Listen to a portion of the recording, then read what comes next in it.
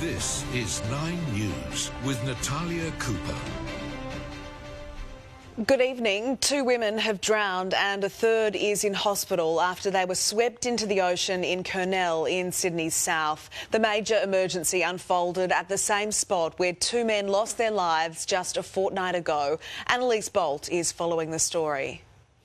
The survivor was brought here to St George Hospital, one of 3 women swept off the rocks near Cape Solander in the National Park at 4:30 this afternoon. It sparked a major rescue operation just as the sun was starting to set. Water police, with the help of a helicopter, managed to find 2 of the women in the ocean, pulling them unconscious into a boat. But sadly, they couldn't be revived. The third woman managed to climb back up onto the rocks. She suffered minor injuries and was brought here in an ambulance, conscious and breathing. Members of the public helped her clamber up.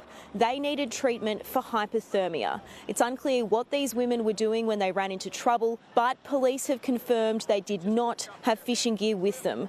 This is a notoriously dangerous spot. Just 2 weeks ago, 2 rock fishermen died there after being swept into the ocean. And now this, a tragic end to the public holiday. Melbourne's King George V monument has been defaced by vandals. Live now to Isabel Quinlan. Izzy, they went to great lengths to damage this statue. They sure did, Natalia, and they filmed every single second of it. Posting their antics to social media, this video shows the vandals beheading the 70-year-old statue, covering it in red paint and then graffitiing "The colony will fall on its base." Now, police said the attack occurred sometime overnight, but it wasn't reported until around 9 this morning, and that's when officers arrived on scene. They were shortly followed by clean-up crews who removed the red paint and graffiti. The City of Melbourne says it has covered the statue until it figures out its next step. Now, this is the 3rd colonial monument that has been targeted by vandals this year. In February, the Captain Cook statue was cut off at the ankles and left on the ground with a noose around its head, while the Queen Victoria monument was splattered with red paint. Police investigations are ongoing, Natalia. Anyone with information on this particular incident is urged to come forward. Izzy, thank you for the update. Some of Australia's leading gold medal hopes have tonight dominated in the pool on the opening night of the Australian Olympic swimming trials in Brisbane. Ariarne Titmus will defend her Olympic 400-metre freestyle title, falling just 0.06 of a second short of her own world record set at last year's World Championships in Japan. Doesn't matter about what happens here, it's about what happens in 6 weeks' time. So I'm just really happy now to finally tick the box, and my family aren't going to Paris for no reason. They're actually going to watch me now, so that's a good feeling. Kaylee McEwen also booked her spot for Paris, shaving another chunk off her own 200-metre medley national record, while Elijah Winnington edged out Sam Short in the men's 400-metre freestyle. South Australian police are hunting an attacker who left a knife protruding out of his victim's hand in Adelaide's south. Michaela Komarek, how is the victim doing tonight? Natalia, the 48-year-old is in a stable condition with non-life-threatening injuries. It was just before 1 this afternoon that the attack played out on Hamilton Street at Aldinga in Adelaide's south. Emergency services were quickly on scene, finding the man with a knife still in his hand. Now, he was treated at the scene for some time before being transported to hospital. Take a listen to what witnesses had to say.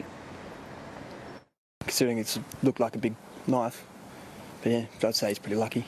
But I've never heard anything or seen anything bad, apart from now. Now, police did quickly swarm the area. They did search one house in particular, but no luck in finding the attacker. That person tonight remains on the run. It's unclear if the pair are known to each other, but police are urging anyone who witnessed the attack or with any other information to contact Crime Stoppers. Natalia. OK, Michaela, thank you. Doctors are welcoming the federal government's first anti-vaping advertising campaign. In a new approach, it uses social media platforms like TikTok in a bid to stamp out what's been described as an exploding public health menace targeting young people. Claudia Vrdoljak has the details. Australia's first anti-vaping advertising campaign targets young Australians, aiming to help them ditch the dangerous habit. Labor is spending more than $63 million on ads across television, radio and online platforms. Vaping addiction can creep up on you.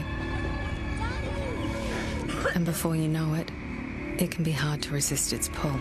It is simply not responsible for government to continue to vacate an area where young Australians are getting so much of their information. Not only is this the first campaign highlighting the harms of vaping, but it's also the first time TikTok will be used by the federal government to do so.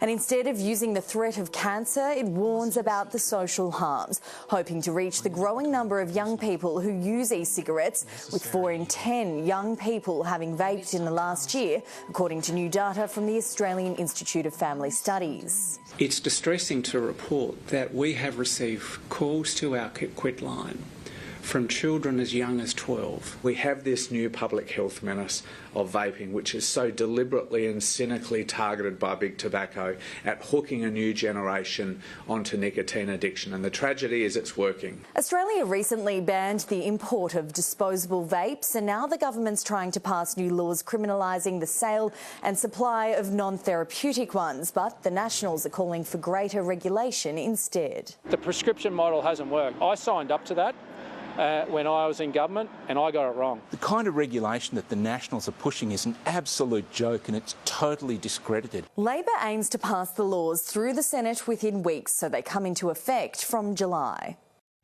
A gang of 6 Queensland teenagers has been captured on video terrorising parts of Logan and the Gold Coast for 3 straight nights. The machete-wielding group breaking into homes, stealing luxury cars and causing thousands of dollars in damage. Police are continuing their efforts to track a group of teenagers responsible for a violent crime spree across southeast Queensland. They were captured on security cameras using a stolen Ram ute to plough through a tobacconist south of Brisbane yesterday morning. Once inside, they made off with vapes and tobacco products before later dumping the ute and burning it. We've been told up to 6 people may have been involved. We don't know the ages of them, but they appear to be teenagers. The youths have been wanted for days, with their rampage starting here in the early hours of Friday. Captured on security cameras in Helensvale on the Gold Coast, one armed and dangerous, wielding a machete. They stole this BMW, posting and boasting online, then appearing to hit speeds of up to 240 kilometres an hour. Stepping, hopping a beamer, revving the engine, man. Their dangerous crime spree in multiple stolen cars lasting the entire weekend. We're continually seeing the level of violence is concerning for police.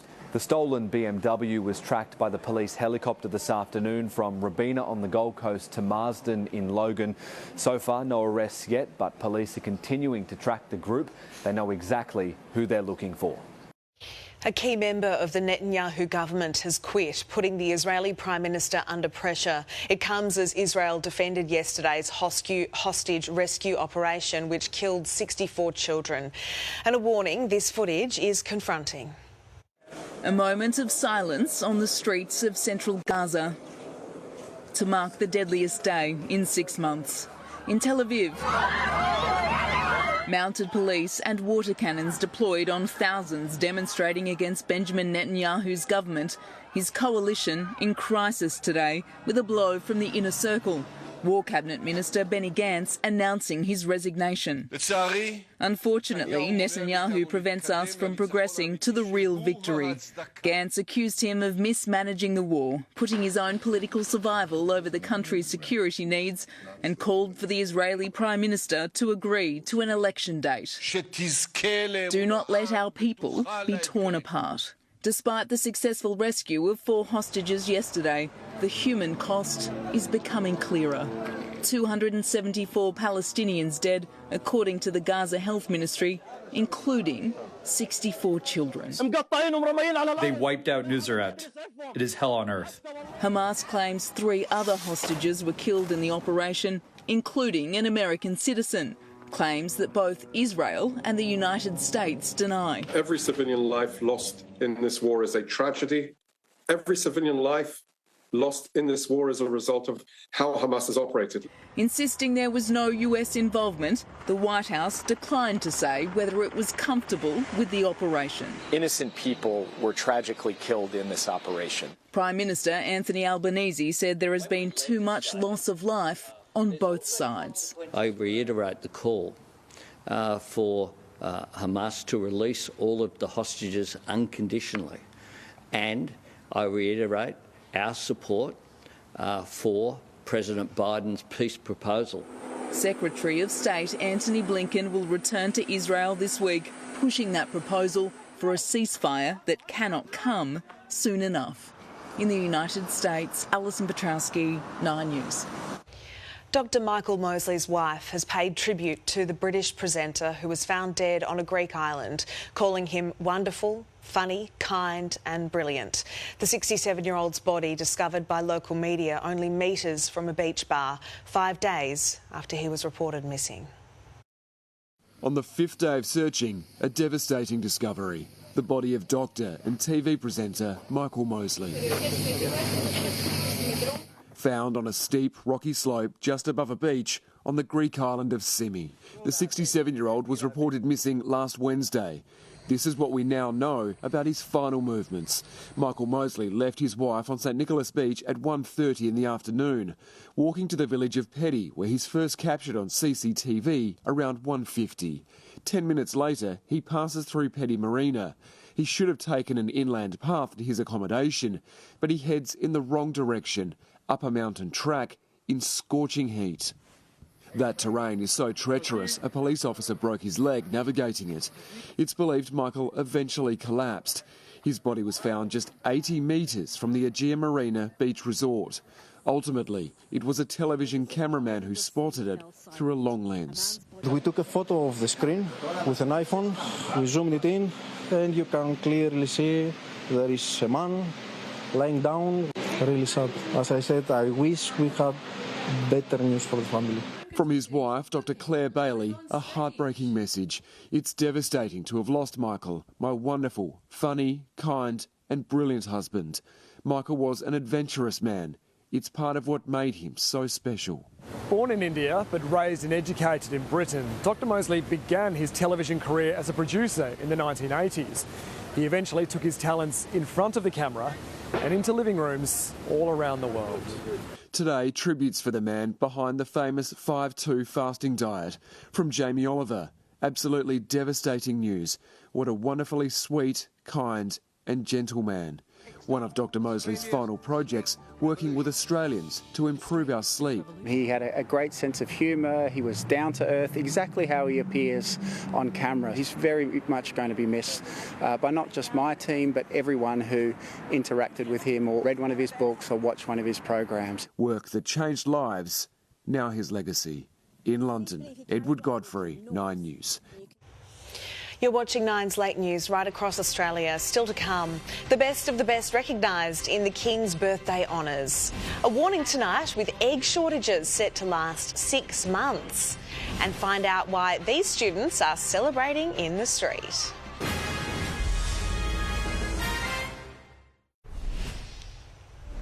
From politicians to professional athletes, today hundreds of brilliant Australians have been named on the esteemed King's Birthday Honours list. Emma Griffiths, even WA's former Premier, made the cut. That's right, Natalia. He was once Australia's most popular Premier, even dubbed State Daddy. Mark McGowan, now a companion of the Order of Australia.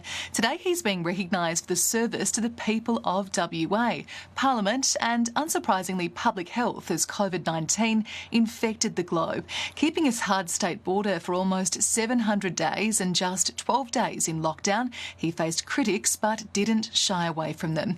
He's not the only Australian Premier to make the list, though. Former Victorian Premier Daniel Andrews also given the same honour today, but his award wasn't so well received. In Western Australia, the former Premier there got an award, an AC. He retired a year ago, but he left his state in a better condition than he inherited. Daniel Andrews quite the reverse. Others recognised include 90-year-old Dr Laurie Upfold, who helped pioneer hearing tests for infants and later working on the hearing aid. I was flabbergasted. I didn't believe that it would do the job it was supposed to do, but it did. Port Adelaide's Judy Hunter also recognised for her 56 years with Meals on Wheels. Legendary golfer Peter Senior, the Queenslander, winning 35 titles over his 5-decade career, as well as cricketing great Glenn McGrath and comedian Hamish Blake for making Australia smile. 737 Australians recognised this year, Natalia, and all very inspiring. Emma, thank you.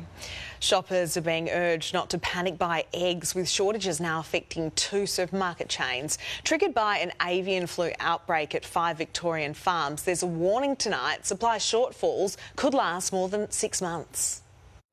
The shelves that usually stock plenty of eggs at these Aldi supermarkets were bare this afternoon. And Coles has imposed a purchase limit of 2 cartons per customer in response to the supply shortage triggered by the detection of bird flu across 5 Victorian farms. It's also stressful for the whole industry because we're all on edge at the moment. It's estimated around 700,000 chickens will be destroyed to stem the avian influenza outbreak. This could reduce fresh stock nationally by up to 500,000 eggs a day. Veteran egg farmer Brian Ahmed says in addition to the poultry cull, egg production naturally slows in winter. What you've got to remember is these aren't machines. We can't switch them on and off. Supply issues could last 6 months or more. Of course, if there's a big demand and less supply, then the price of eggs will go up. Shoppers are being urged to use common sense in relation to purchase limits. I would certainly encourage everyone to be respectful when they're shopping, but the very quick action that Victoria has taken, backed by the Commonwealth, has meant that this outbreak has not spread further afield. Amid the current bird flu outbreak, farmers want to assure the community that while eggs may be in shorter supply than usual, they are totally safe to eat. The supermarkets aren't the only ones that sell eggs. Look around. Emily Rice, 9 News. Donald Trump has held his second political rally since his conviction, the former president sweltering in 37-degree heat. It was revealed today he'll be questioned by New York probation officials in the next 24 hours. I'm up here sweating like a dog. Secret Service said we have to make sure everyone's safe. I said, what about me? Oh, we never thought of that. They don't think about me. I'm working my ass off. I'm working hard. This is hard work. The probation interview is a required step in the legal process ahead of his July sentencing. There were scenes of sheer jubilation as high school students in central China finished their college entrance exam. Teenagers ran out onto the street, some jumping up and down in celebration, others posing for photos to remember the milestone. After the break, brewing blues for one beer maker. All the finance news with our guru, Scott Phillips. That is next. We're checking in now with our late news regular money man, Scott Phillips, Chief Investment Officer at Motley Fool. Scott, the rising cost of living is taking a bite out of craft beer, with a major brewer closing part of its operation. Natalia, good evening. Yeah, you know things are tough when even beer sales are down. We're down about 100 million litres a year over the past 5 years, believe it or not.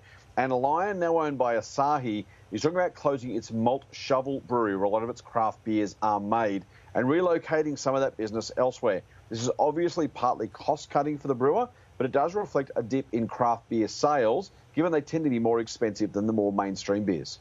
Australia's biggest poker machine maker might be moving away from online gaming in a major shake-up for the company.